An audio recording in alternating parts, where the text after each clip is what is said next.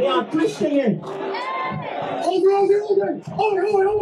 ये जो खुलेआम रेसिज्म, हेट क्राइम और वायलेंस आपको दिख रहा है, ये तो बस शुरुआत है। आने वाले टाइम में आपको कई देशों में इमिग्रेंट्स के अगेंस्ट ये सब होता दिखेगा और एक्सक्यूज दिया जाएगा कि इमिग्रेंट्स जो मोस्टली इंडियंस हैं यहाँ इलीगली आए हैं, ये गंदगी और शोर करते हैं, ये सिविलाइज नहीं है और इनके पास से करी जैसी स्मेल आती है। पर सच्चाई तो ये है कि जिनके अगेंस्ट ये देश प्रोटेस्ट कर रहे हैं, इन्हीं देशों का फ्यूचर पूरी तरह इमिग्रेंट्स पे डिपेंडेंट है और इनके वहां होने का रीजन कोई कोइंसिडेंस नहीं है, बल्कि एक सोची समझी स्ट्रैटेजी है। चलिए पहले इन देशों के उस डर को समझते हैं जिस कारण से इमिग्रेंट्स वहां लाए जा रहे हैं, और वो डर है जापान, जो एक समय दुनिया की दूसरी सबसे बड़ी इकोनॉमी थी और आज 5वीं। और इसके पीछे का रीजन है वहां की पॉपुलेशन का बूढ़ा होना। जापान में पॉपुलेशन की एवरेज एज 50 साल है। बेबी डायपर से ज्यादा यहाँ अडल्ट डायपर्स बिकते हैं। स्कूल्स बंद हो रहे हैं और उनकी जगह ओल्ड एज होम्स खुल रहे हैं। रेस्टोरेंट्स और दुकानों की जगह अब वेंडिंग मशीन्स और एआई ने ले ली है। पॉपुलेशन और जीडीपी दोनों नीचे जा रही हैं। क्यों?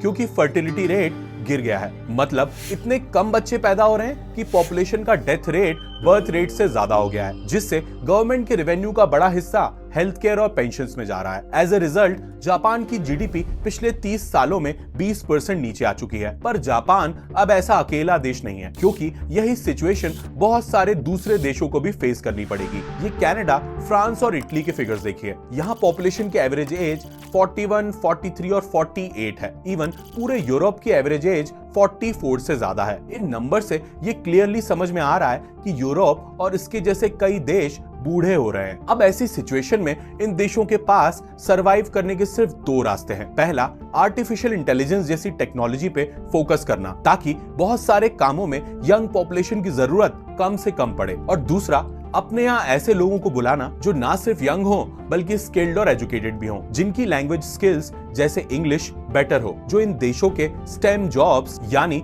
साइंस, टेक्नोलॉजी, इंजीनियरिंग और मैथमेटिक्स से रिलेटेड काम आसानी से संभाल पाएं और सबसे इंपॉर्टेंट बच्चे पैदा कर सकें, ताकि वहां का फर्टिलिटी रेट बढ़े और पॉपुलेशन की एवरेज एज कम की जा सके। अब ऐसे में गेस करिए किस देश के पास ये सब है?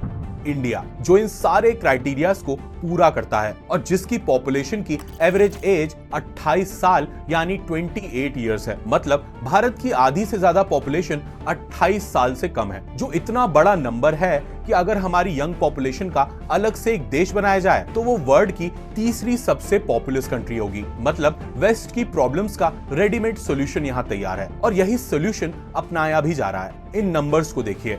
पिछले कुछ सालों में यूके में हुआ इमिग्रेशन डबल हो चुका है, जिसमें 25% हिस्सा इंडियंस का है। ऑस्ट्रेलिया में ये फिगर 30% है और कनाडा में 35। और यहाँ गए मोस्ट ऑफ द पीपल ऐसे टैलेंट पूल से हैं जो हाईली एजुकेटेड और स्किल्ड है। इवन सिचुएशन तो ऐसी लग रही है कि इन देशों की गवर्नमेंट compete कर रही है अच्छे टैलेंटेड इमिग्रेंट्स के लिए। The average Indian working in Germany earns more than the average German working in Germany. We do not change our rules fundamentally overnight. Highly skilled Indians are welcome in Germany. पर वहीं इन देशों के normal citizens इसे survival की तरह नहीं देख पा रहे हैं। उनके लिए ये उनके देश पे हुआ दूसरे कल्चर का अटैक है, जो सिविलाइज नहीं है और उनके यहाँ की अच्छी नौकरियां ले जा रहा है, जिसे कुछ इंडियंस अपनी गलत हरकतों से जस्टिफाई भी कर देते हैं। I'm really sorry. I understand that you're sorry. I'm not from this country. I'm not going to be staying here. Okay. और हमें देखने को मिलते हैं इस तरह के प्रोटेस्ट और इंडिया के लिए online hate. But as an Indian हमें इन सब से क्या फर्क पड़ता है? क्योंकि जो लोग फॉरेन में परमानेंटली सेटल्ड हैं या काम कर रहे हैं, उनसे तो हमारा नुकसान है। हमारा टैलेंट बाहर जा रहा है, जिससे ब्रेन ड्रेन हो रहा है। मतलब जिस टैलेंट को रुक के यहाँ इंडिया को डेवलप करना था, उसका फायदा फॉरेन कंट्रीज ले रही हैं। आर्गुमेंट तो वैलिड है पर प्रैक्टिकल नहीं। क्यों? चलिए इसके फायदे समझते हैं। इंडिया से बाहर गए लोग इंडिया की एसेट हैं। पहले तो वो इंडिया को भर भर के रेमिटेंस देते हैं, जिसका मतलब फॉरेन करेंसी, जो अल्टीमेटली हमारे फॉरेन रिजर्व और जीडीपी बढ़ाते हैं। इंडियंस के बाहर होने से हमारी सॉफ्ट पावर बढ़ती है, जो इनडायरेक्टली इंडिया की इमेज बिल्ड करने में काम आती है। और अगर ये इन्वेस्ट करते हैं या इंडिया में वापस आते हैं तो फॉरेन इन्वेस्टमेंट और टेक्नोलॉजी शेयरिंग बढ़ती है, जो बहुत इंपॉर्टेंट है हमारे डेवलपमेंट के लिए। और एक प्रैक्टिकल बात, इंडिया इतना केपेबल नहीं है कि वो 70 करोड़ जैसी बड़ी पॉपुलेशन को काम दे पाए, खास करके जब एआई तेजी से बढ़ रहा है। And I can easily imagine a world where 30-40% of the tasks that happen in the economy today get done by AI in the not very distant future. ऐसे में हमारे इमिग्रेंट्स इंडिया के डेवलपमेंट में एक इनविजिबल हैंड की तरह काम करते हैं, खास करके इस टाइम, क्योंकि इंडिया के पास अब सिर्फ 30 साल बचे हैं फुल कैपेसिटी से डेवलप करने के लिए, क्योंकि उसके बाद हमारी पॉपुलेशन का हाल भी